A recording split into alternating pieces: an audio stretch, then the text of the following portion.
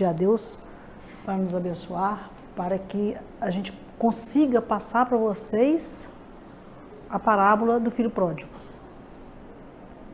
E que vocês possam também caminhar junto comigo nessa viagem que nós vamos fazer. Porque na realidade é uma viagem que nós vamos fazer. Porque Kardec, quando começa lá o Evangelho, na introdução do Evangelho, tem uma parte que chama assim, a gente às vezes nem lê, às vezes passa até despercebido. Chama-se Notícias Históricas. Vocês lembram daquele pedacinho? Logo no comecinho?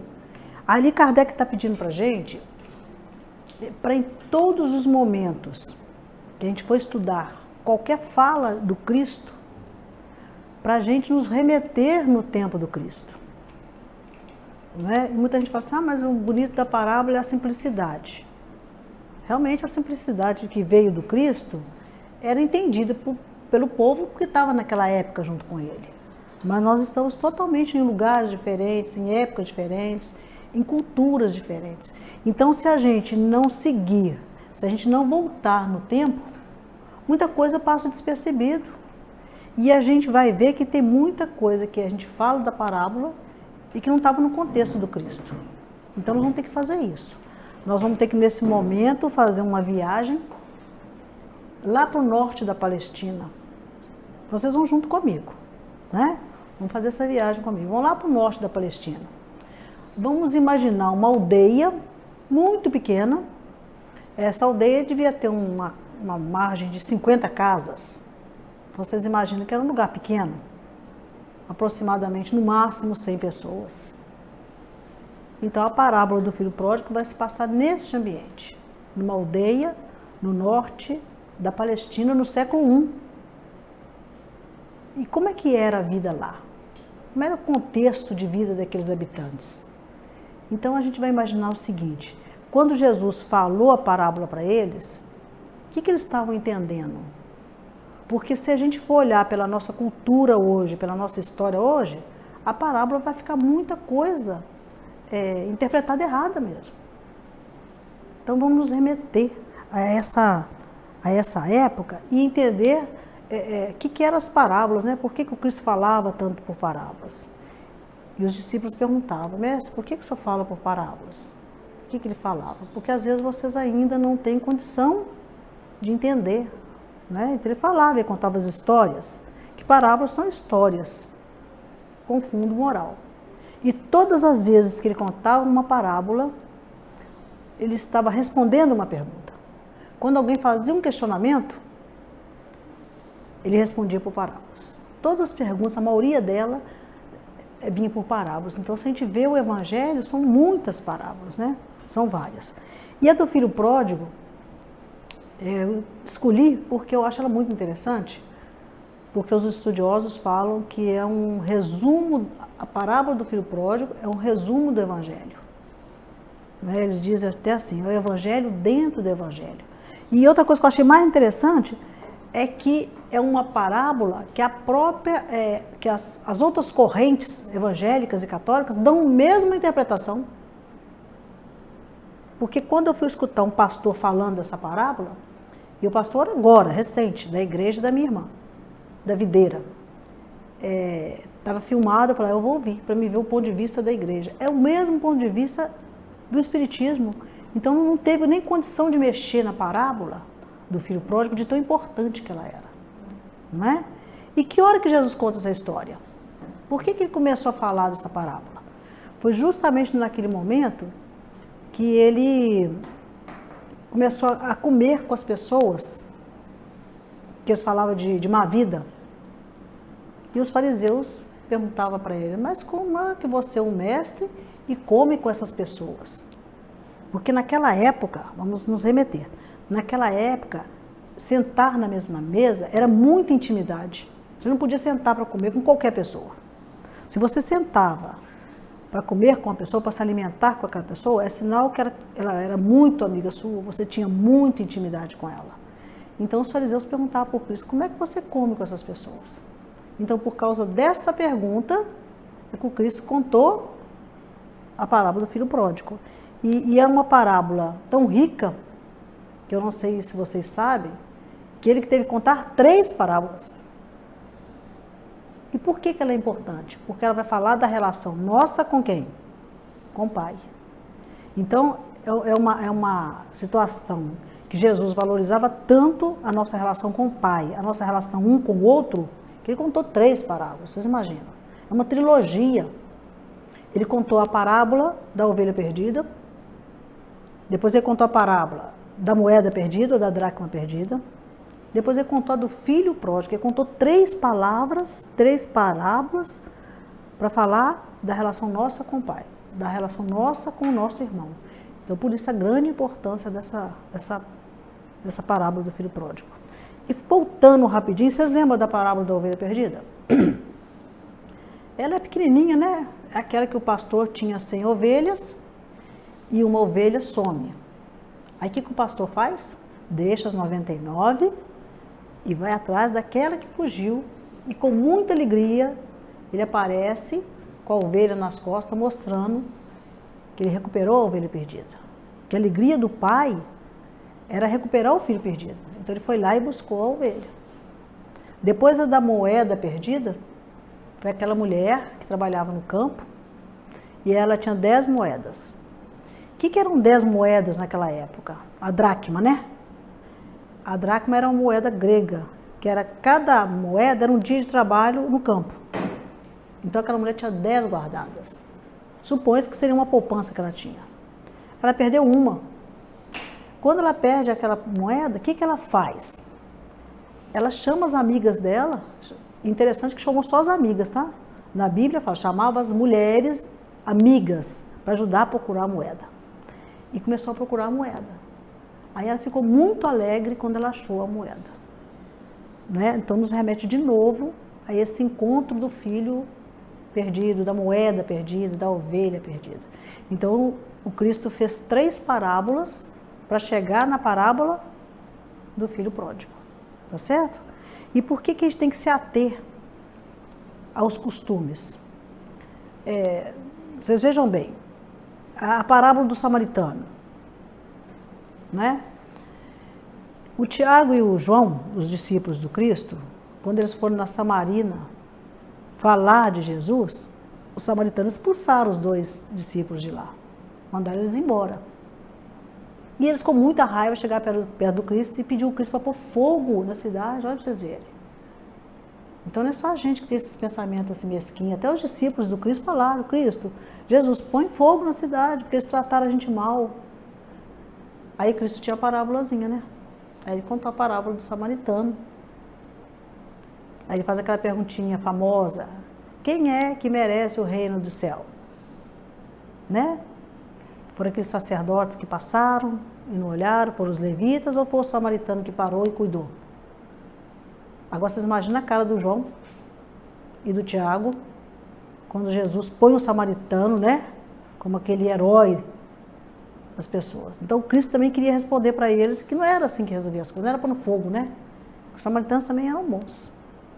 Então as parábolas têm que ser analisadas com carinho, com critério, para a gente entender, tá certo? Então vamos na nossa parábola de hoje, que é a parábola do filho pródigo. Nós vamos remeter então, nós vamos lá na Palestina, no norte da Palestina, no século I. Então a nossa mente não consegue nem imaginar que época que é essa, né? Os costumes que tinham lá na época. E como é uma história, nós vamos ter que contar a história. Não tem jeito de eu contar uma história, vocês concordam comigo? Sem ler a história. E o bonito da parábola também é treinando para o tablet. Treinando. Então, o bonito da parábola, da historinha, é você ler a história, não é assim que a gente aprendeu? Toda história tem que ler. E nós vamos ler a parábola e nós vamos comentando, tá? E na medida do possível, eu vou esclarecendo e tirando alguma dúvida se vier a surgir. Então, nós estamos... Onde que nós estamos? No norte da Palestina, né? No século I. E ali estavam os fariseus, estavam os publicanos, estavam os discípulos e Jesus falando para eles, contando a historinha. E por que ele contou essa historinha? Porque ele estava alimentando com pessoas que, segundo eles, eram de má vida. Aí Jesus conta essa historinha. E disse, um certo homem tinha 2 filhos. E o mais moço deles disse ao pai: Pai, dá-me a parte da fazenda que me pertence. E ele repartiu por eles a fazenda. Poucos dias depois, o filho mais novo, ajuntando tudo, partiu para uma terra longínqua e ali desperdiçou sua fazenda, vivendo dissolutamente. Então, a gente já chega aqui no ponto para a gente perceber o seguinte: essa aldeia, os habitantes, eles viviam assim, tipo uma comunidade muito fechada, porque eles plantavam e colhiam e repassavam aquilo de uma casa para outra, né? Um plantava uma coisa, o outro plantava o outro e ia distribuindo. E o sistema daquela aldeia era patriarcal. Quem mandava na casa era o pai. Vocês vão observar que nessa parábola a figura da mãe não aparece, logicamente, porque está se falando do pai, que é Deus. Então vocês imaginam uma sociedade fechada, né, no século I, uma aldeia totalmente patriarcal, que o pai mandava mesmo, que a autoridade máxima era o pai. Então, quando esse filho chega perto do pai e fala: me dá a minha parte, porque eu vou embora. Naquela época, isso era uma ofensa muito grande para o pai. Era uma falta de respeito muito grande para o pai. Mas mesmo assim, esse filho pródigo, nós vamos começar a analisar quem ele é, para a gente, no final dessa história, a gente pensar assim: quem eu sou? Nós aqui vamos nos identificar. Será que nós vamos ser o filho pródigo? Ou o irmão mais velho que vai aparecer no final da história? Não é? Aí cada um de vocês é que vai se identificar com o filho. Então o filho mais novo, quando ele chega perto do pai e fala: me dá a minha parte que eu quero ir embora, era uma afronta, gente, que vocês não têm noção naquela aldeia. Era um desaforo muito grande, era uma humilhação muito grande para aquele pai. Mas o pai, bondoso, né, que respeita o livre-arbítrio do filho, fala com o filho, que não é para ele ir, né, conversa, mas o filho: eu vou. Porque lembramos que o filho mais novo era corajoso, né? Ele quis ir e foi embora. Então ele teve uma coragem muito grande, né? Na época foi um desacato muito grande para o pai, mas ele foi. E aí ele continua: e havendo gastado tudo, houve naquela terra uma grande fome e começou a padecer necessidade. Chegou um dos cidadãos daquela terra e o mandou para os seus campos apacentar porcos. Apacentar porcos naquela época, Jesus estava querendo mostrar que o filho chegou num ponto de fundo do poço, né? E além de apacentar porcos, ele estava passando por uma necessidade tão grande que ele estava comendo a comida dos porcos. Além de cuidar, ele comia a comida dos porcos. E desejava encher o seu estômago com as bolotas que os porcos comiam e ninguém lhe dava nada.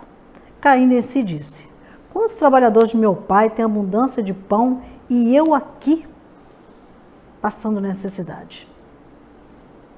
O que ele resolve fazer? Vou voltar para o meu pai. E aí ele volta para a aldeia.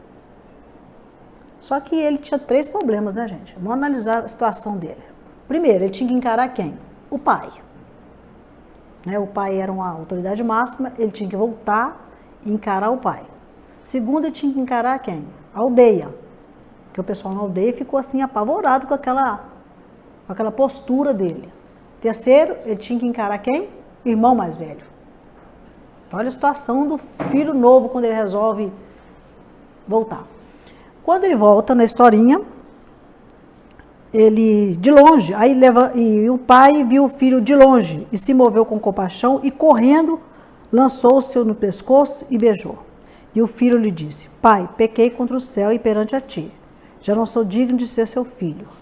Mas o pai disse aos seus servos: trazei depressa a melhor roupa, o anel e a sandália, né?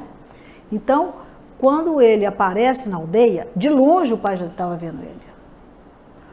E quando o pai viu ele de longe, na parábola, Jesus fala que o pai começou a correr para encontrar o filho, de tanta saudade que ele estava, de tanta alegria dele, né? Ele começou a correr, e naquela época também um ancião não podia correr, olha para vocês verem, porque eles usavam túnicas muito compridas, e tem uma frase de Aristóteles que falava assim: conhecia o ancião pelo seu andar. Então o ancião daquela época tinha que andar o quê? Devagar, com elegância, mostrando uma autoridade muito grande. Só que o pai do filho pródigo, quando viu o filho, ele esqueceu disso tudo, não é? Dessas hierarquias, dessas leis, e saiu correndo, abraçou o filho, beijou o filho e pronto. E aí a aldeia ficou toda o quê? Toda apavorada, falando, olha, a aldeia esperando que o pai fosse expulsar, fosse xingar, né? Assim que é. Mas o pai recebe com beijos, com abraços, e ele fala, não pai, eu não voltei para ser seu filho, eu voltei para ser o seu servo. E o pai aceita ele como servo? Não. Aí o pai chama um servo, na história, e fala assim, vai lá, busca a sandália, o anel e a roupa. O que significa isso? Quando ele manda buscar o anel eles usavam, porque quem tinha família tinha anel, era tipo um brasão. Então, quando ele colocou o anel no filho dele, era sinal que o filho estava de volta para a família. E que ele tinha que ser respeitado como membro da família na aldeia. Então, a aldeia já calou. Quando ele falou, busca a sandália é porque os servos andavam descalços. Só tinha sandália os filhos. Então, mostrava de novo que ele era filho. E a roupa é porque era uma roupa mais digna do que uma roupa do servo. Então, com isso, o que o pai fez com a aldeia? Olha, vocês não falam nada. E o pessoal da aldeia realmente não falou nada. E o pai, naquela alegria toda, né, se a gente for continuar lendo a historinha, eu estou evitando de ficar a ler, tá, gente? E o pai, naquela alegria toda, pediu para matar um boi e fazer o quê? Uma grande festa. Matar um boi numa aldeia daquele tamanho era festa para uma semana, né? E aí, quem que chega? O filho mais velho. E aí a gente fica pensando, será que a gente é o filho mais novo, que saiu de perto do pai, né? As nossas escolhas não foram muito boas, como ele lá sofreu, passou por expiação, né? Mas graças a Deus ele alertou, né? Assim, alertou e voltou. Aí chega o filho mais velho. Aí eu fico pensando qual filho que a gente é, né? O filho mais velho estava no campo, trabalhando, e quando veio e chegou perto da casa, ouviu a música e as danças, e chamando um dos servos, perguntou o que era aquilo. E o servo disse, seu irmão voltou. Seu pai matou um bezerro cevado, porque o recebeu são e salvo. Mas ele não se dignou nem a entrar na casa. E como o pai estava com ele, perguntou para ele, meu filho, vamos entrar. O que o filho fala? Não vou entrar. E o filho não entra. E o interessante é que a parábola, quando ela acaba, o pai fala assim, e ele lhes disse, filho, tu sempre estás comigo, e todas as minhas coisas são suas. Mas é justo nos alegrarmos com a volta do seu irmão. E aí a parábola não fala mais, nem na Bíblia não fala, na realidade, o que o irmão mais velho fez. A história para aí. Cristo, na época, não falou se o filho mais velho depois entrou. O que a gente sabe da história é que o filho mais velho não quis entrar. Né? E o que acontece com o filho mais velho? Quais são as dificuldades dele? Naquela época, porque era uma sociedade patriarcal, na ausência do pai, quem mandava era o filho mais velho, né? Como às vezes até hoje tem muita família que fala, né, olha, toma conta, você é o filho mais velho, né? Dá exemplo. Hoje não tem muito disso, mas ainda num período até pouco distante ainda tinha isso. Quando o filho mais velho chega e não quer entrar, o que o filho mais velho fica? Fica revoltado com o pai. Fala, mas pai, eu fiquei aqui o tempo todo. Não é justo ele voltar e receber tudo de novo. Porque naquela época tinha um detalhe. O outro filho tinha direito a 2/3. Ou seja, o filho pródigo já recebeu a parte dele. Então ele não podia pegar mais nada. Porque 2/3 era do primogênito. Então ele falou, você não podia. Ele ficou até chateado com o pai, porque ele ainda fala assim, o senhor nunca matou um cabrito para mim, para me comemorar com meus amigos. E o irmão vem, o senhor mata um bezerro, né? E ali o irmão mais velho começa a mostrar uma personalidade que a gente vai analisar, na realidade, quem que é esse irmão mais velho. O irmão mais velho, segundo a parábola, ficou dividido assim. O mais novo seriam os pecadores e os publicanos. Jesus falava os pecadores e publicanos que estavam ali. Publicanos eram os cobradores de impostos, né? Que os judeus não gostavam deles. Então esse filho que vai e volta seriam eles. Porque na realidade eles afastavam do pai, mas depois eles sofriam, passavam pela expiação, arrependiam, e o que eles faziam? Eles voltavam. Então é uma personalidade não tão orgulhosa, não tão hipócrita como o do filho mais velho. Porque o filho mais velho, na realidade, ele ficou com o pai. Mas qual que era o objetivo dele, segundo a parábola? Ele ficou ali para no final ser dono de tudo. Ele era hipócrita. Aquela aparência de bom filho era tudo mentira. Né? Porque na realidade, quando o irmão resolve sair de casa, quem é que tinha que conversar com o irmão? Ele. Ele era o mais velho. Era papel dele apaziguar, conversar com o irmão. E o que ele fez? Ficou em silêncio. Não é? Quando o irmão falou, eu quero minha herança, era o momento de ele falar assim, não, fica aqui, você vai gastar um dinheiro. Mas ele deixou ir. Porque para ele também era vantagem o irmão sair. E na hora que o irmão volta, o que ele faz? Não, aqui não é o lugar dele. Né? Então era uma postura orgulhosa, uma postura que a gente vê hoje em dia, na hora que a gente vai ler na parábola, da nossa dificuldade de receber o outro que chega, em qualquer lugar, né? Seja na nossa casa, seja numa casa de oração, porque quando a gente estuda parábolas, os estudiosos colocam mais no templo. Nós, às vezes, estamos no templo, nós estudamos, nós seguimos as regras da casa, é assim que a gente faz? Nós estamos aqui todos os dias, e nós somos o filho mais velho, que também estava no templo, estava ali com o pai, seguindo as regras do pai, tudo que o pai mandava fazer, ele fazia, tudo certinho. Mas será que nós estamos no templo, sabendo as leis todas de Deus, como filho mais velho? Mas será que nós acolhemos os irmãos que chegam? Será que nós estamos preparados para isso? Ou será que nós somos aquele irmão mais velho que fala, não, você já veio aqui, já ficou aqui, foi embora, agora seu lugar é lá. Você não volta mais? Não é? Porque às vezes a gente fica raciocinando e fica pensando o seguinte, será que nós estamos preparados para receber uma pessoa que tinha a vida da Madalena? Será que nós estamos preparados para receber um Paulo de Tarso, que perseguiu tanto o cristão? Ou será que nós estamos preparados para receber um Judas? Uma pessoa que nós sabemos que traiu a gente, será que a gente vai receber com o mesmo carinho do amigo? Né? E essas são aquelas pessoas que têm uma religiosidade falsa. Né? E hoje a maioria dos templos é assim, né? São pessoas que trabalham, que estão ali o tempo todo, acompanhando as normas, acompanhando as leis, mas na hora que tem que acolher o irmão, aquele irmão que foi embora, que errou, né? Porque o filho pródigo, ele errou, porque ele foi embora. Mas o que ficou era egoísta, que queria a parte dele, era covarde, porque não teve a coragem que o irmão teve de ir embora. Mas quando o irmão que era corajoso voltou, ele falou, não, aqui você não fica mais não. Se for para mim entrar e participar do banquete com ele, eu não vou participar. E a gente fica perguntando, será que ele depois mudou de ideia? Porque pelo Cristo a história acabou ali, não é? E a parábola vem para mostrar a nossa relação com o Pai. Como é que está a nossa relação com o Pai? Como é que está a nossa relação com o nosso irmão? Qual o irmão que eu sou? Eu já saí, já fui embora? Né? A minha escolha, meu livre-arbítrio foi de ir embora, de fazer tudo errado. Mas eu voltei. Eu voltei arrependido, eu passei pela expiação e estou aqui de volta.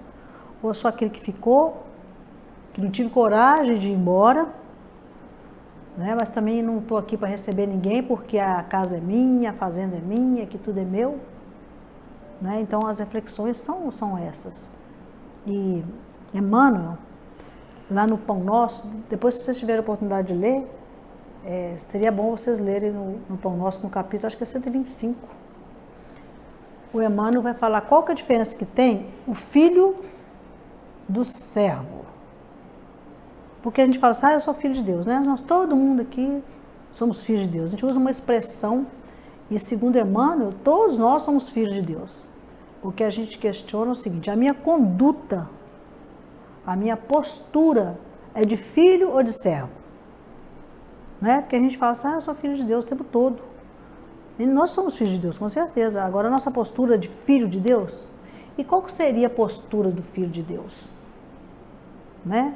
Daquele filho que volta ou do filho que está ali o tempo todo, que não saiu de perto dele, né? De uma forma orgulhosa, hipócrita, mas ficou ali respeitando as normas. Então, segundo Emmanuel, lá no livro Pão Nosso, ele fala o seguinte, o que é o filho e o que é o servo? O filho, ele fica na casa, ele não sai da casa, ele não vai embora. O servo não. São palavras de Emmanuel, tá, gente? O servo não. O servo, em qualquer momento, o que ele faz? Ele vai embora. Porque a casa do filho é a casa do pai. O filho entende que aquilo ali é a casa do pai. Mas o servo não se vê como filho. Não é? Apesar de todo mundo ser chamado de filho, ele ainda acha que ele é um servo. Então, ele a qualquer momento, ele abandona aquilo e vai embora, porque ele não tem um compromisso que o filho tem. Segundo a Emmanuel, a outra diferença é que o filho não espera recompensa. Ele trabalha por trabalhar. E o servo não. O servo está ali esperando a remuneração. O que eu vou ganhar com isso? Esse é o servo. Então, vocês estão vendo que tem muita diferença entre filho e servo. E outra reflexão que a gente tem que fazer é essa. Né? A minha postura, a minha maneira de pensar, de agir na minha casa, com meus amigos, aqui na casa espírita, é de filho mesmo, né? Ou eu sou um servo que estou aqui, mas a qualquer momento eu vou embora, porque eu não tenho compromisso nenhum com a casa. Eu, na realidade, me decepciono com certeza, e Emmanuel ainda fala que o servo se decepciona muito. Olha que interessante. Dizer que o filho não decepciona, não. Porque tudo que o pai faz, o que o filho pensa? É para o meu bem.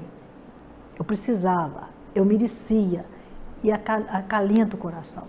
Agora o servo não. O servo, qualquer coisa que o pai faz e que ele não gosta, ele se sente traído, ele se sente machucado, fica triste, fica decepcionado e vai embora.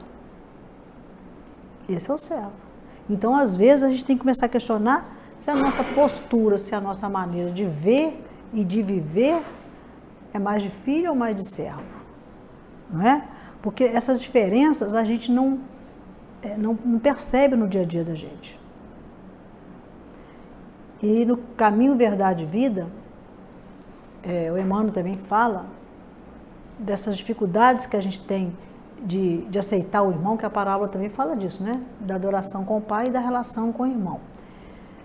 Aí Emmanuel fala que na nossa relação com o nosso irmão, as nossas grandes dificuldades é ainda ver o irmão como inimigo. Por mais que às vezes as pessoas gostam da gente, por mais às vezes que a gente tenta confiar nas pessoas, né? Às vezes ainda tem pessoas que agem como o filho mais velho, que são hipócritas, que a gente acha que é amigo, que é irmão, e não é. Então Emmanuel fala que nós devemos nos ajoelhar em frente ao carrasco. Né? E quem de nós aqui está preparado para se ajoelhar em frente ao carrasco? Né? Porque ele fala o seguinte, aquela velha história que é preferível alguém te ferir do que você ferir. Né? Se a pessoa me feriu, o problema é dela. Porque aquela dor vai passar. Não é? A pessoa me feriu, a dor vai passar.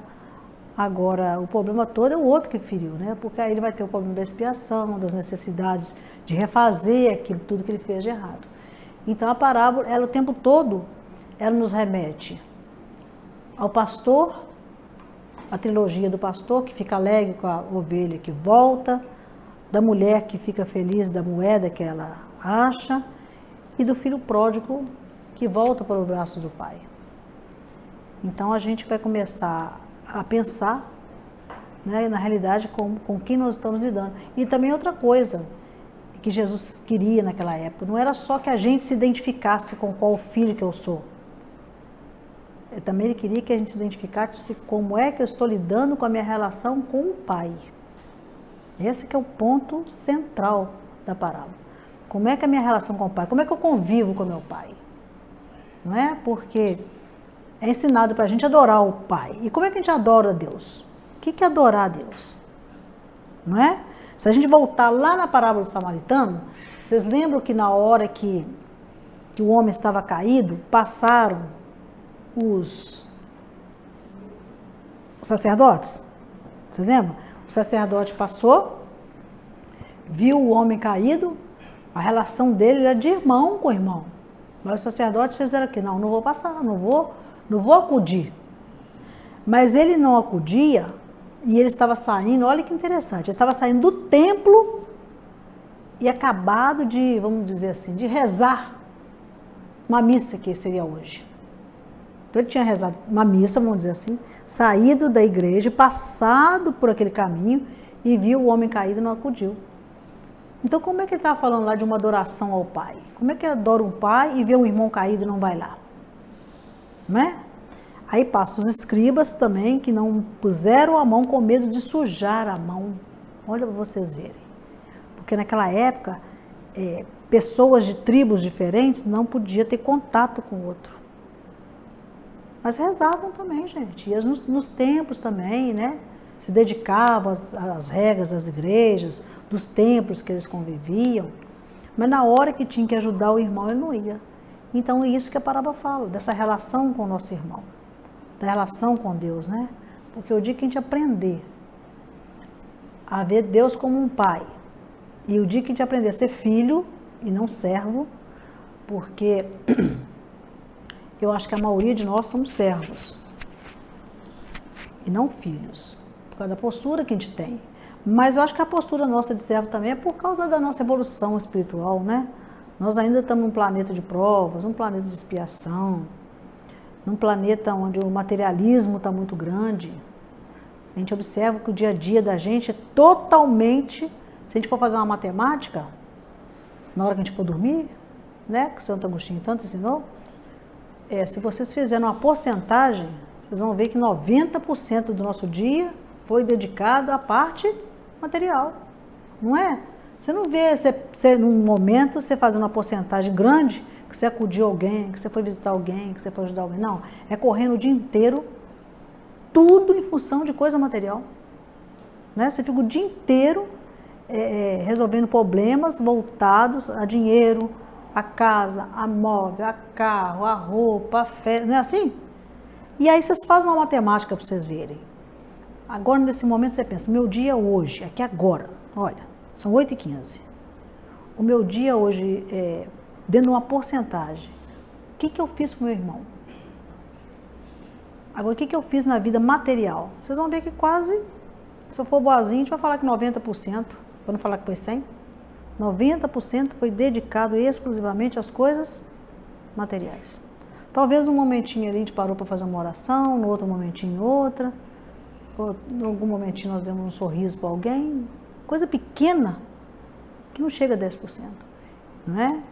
Então a gente está agindo como servo, apesar de sermos filhos do Pai, de termos essa ligação tão forte com Ele.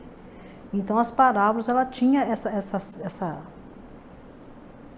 perguntas que o Cristo fazia, porque o Cristo, na realidade, como educador, ele não perguntava as coisas, ele não respondia as perguntas que faziam para ele. A maioria das respostas dele eram por parábolas. Ele não dava resposta pronta. É igualzinho Sócrates, né? Sócrates também respondia por perguntas. As pessoas perguntavam, ele respondia por perguntas. Chamava maiêutica, Miguel. Maiêutica, né? A maiêutica, que é dar luz ao conhecimento, né? Também era uma maneira que o Sócrates tinha de colocar os discípulos dele para pensar, né? O discípulo perguntava e ele respondia com outra pergunta, para as pessoas refletirem o tempo todo. E o Cristo fazia isso. Quando as pessoas perguntavam, ele respondia com respostas, com parábolas, que era para as pessoas começarem a refletir, né? Então é isso que o Evangelho hoje está nos trazendo, para a gente começar a refletir nesse momento. Primeira reflexão, como é que está a minha ligação com o Pai? Com esse Pai da parábola que é bondoso, misericordioso, que respeitou o livre-arbítrio do filho, que encarou aquela aldeia todinha, né, para aceitar o filho de braços abertos. Como é que está a minha ligação com meu irmão, se eu sou o mais velho? Eu sou o conciliador dentro da minha casa? Meu papel é de conciliador e eu sou o conciliador? Ou sou aquela pessoa que tem uma aparência boa, mas sou orgulhosa, prepotente, né? E é isso que a gente vai questionando, é isso que a gente vai vivenciando, né? Que Jesus... Que dia que hora acaba, hein, Abelha? 8h30. Não, então na hora. Esqueci da hora, achei que era 9.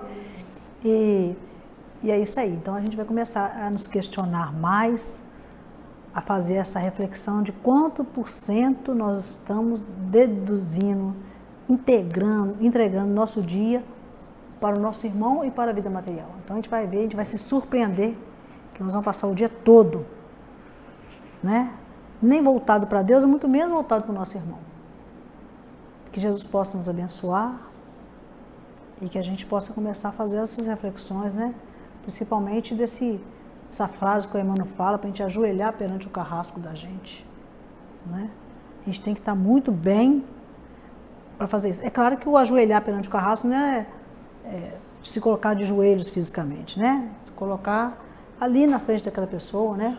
Para ouvir, para conversar, para que a gente possa seguir em paz, né? Porque a coisa melhor que tem é a consciência tranquila, não é mesmo? A gente deitar e falar assim, nossa mãe, vou fazer o que Santo Agostinho me ensinou. E vai passando o dia, vai passando, você fala, hoje graças a Deus eu não machuquei ninguém, eu não traí ninguém, olha que beleza, não feri ninguém, né? E se a gente feriu? Exercício, se a gente feriu, então amanhã, como diz o Jorge para mim, eu vou prestar atenção, porque eu falei com o Jorge, todo dia eu faço a mesma coisa errada, o que eu arrumo? Eu fico vigiando o dia inteiro, mas ao que eu chego à noite que eu vou perceber o erro que eu tive no dia anterior, era o mesmo do outro dia, gente. Aí ele falou assim, presta atenção. Aí eu comecei a observar, então meu problema é esse. Então durante o dia eu ficava atenta na hora que eu encontrar com aquela pessoa, que eu ia vivenciar uma fila de banco, por exemplo, se era a minha fraqueza, para me ficar mais atento. Mas aí de novo, a gente errava, né? Mas não é porque é um planeta de prova e expiação que a gente vai ficar o tempo todo errando e justificando, né? Porque a gente também já tem que pensar que nós não estamos no norte da Palestina no século I. Muito tempo já se passou, muita evolução o nosso espírito já teve, então está agora na hora da gente começar a caminhar. Que Jesus nos abençoe, nos ampare, guarde essa casa, né? Abençoe o ponto de luz, porque o coração da gente também está aqui, né? Obrigada.